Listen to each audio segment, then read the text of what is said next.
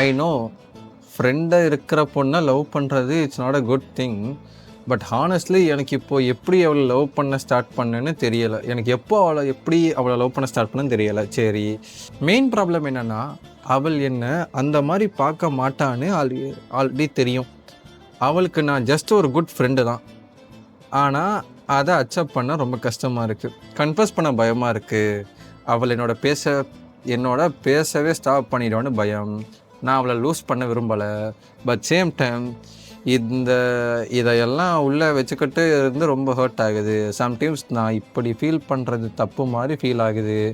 என்னை ஃப்ரெண்டாக நினச்சவங்களுக்கு துரோகம் பண்ணுற மாதிரி இருக்குது. இந்த சிச்சுவேஷனில் இருந்து எப்படி வெளியே வர்றதுன்னு தெரியலை. மூவ் ஆன் பண்ணுறது ரொம்ப டஃப்பாக இருக்குது. Has anyone gone through something like this? ஐயோ டே, உனக்கு லவ் வேணுமா ஃப்ரெண்ட்ஷிப் வேணுமாடா? ஆனால் நீ லவ் பண்ண ஆரம்பிச்சிட்டாடா. நீ லவ் பண்ண ஆரம்பித்ததுக்கப்புறம் உன்னால அந்த பொண்ணை ஃப்ரெண்டாகலாம் பார்க்க முடியாதுடா. அந்த பொண்ணுக்கு வேணால் நீ ஃப்ரெண்டாக இருப்பாடா, ஆனால் உனக்கு அந்த பொண்ணு ஃப்ரெண்டாக இருக்க முடியாதுடா. ஏன்னா நீ அந்த பொண்ணை லவ் பண்ணுறாடா. நீ இப்படி நினைக்கிற. மேபி அந்த பொண்ணு அவள் என்ன அந்த மாதிரி பார்க்க மாட்டான்னு எனக்கு ஆல்ரெடி தெரியுன்ற மாதிரி நீ சொல்கிற. அது உன் பெர்ஸ்பெக்டிவ்ல இருந்துடா. உண்மையிலே அந்த பொண்ணுக்கு என்ன ஃபீல் ஆகுதுன்னு அந்த பொண்ணுக்கு தான் தெரியும். போய் கன்ஃபஸ் பண்ணு.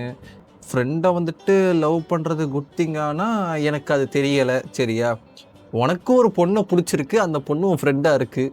அந்த பொண்ணுக்கிட்ட இந்த மாதிரி எனக்கு உனக்கு பிடிச்சிருக்கு, எப்போத்துலேருந்து லவ் பண்ணலன்னு தெரில, ஆனால் எனக்கு உனக்கு பிடிச்சிருக்கு அப்படின்னு போய் டைரெக்டாக போய் சொல்லு. இன்கேஸ் அந்த பொண்ணு வந்துட்டு உனக்கு பிடிச்சிருந்தா அந்த பொண்ணு க்ரீன் சிக்னல் காமிக்கும், நீ ஹார்ட்டை விட்டுக்கிட்டு திரிக்கலாம் இன்ஸ்டா ஸ்டோரிஸ் ஃபுல்லாக.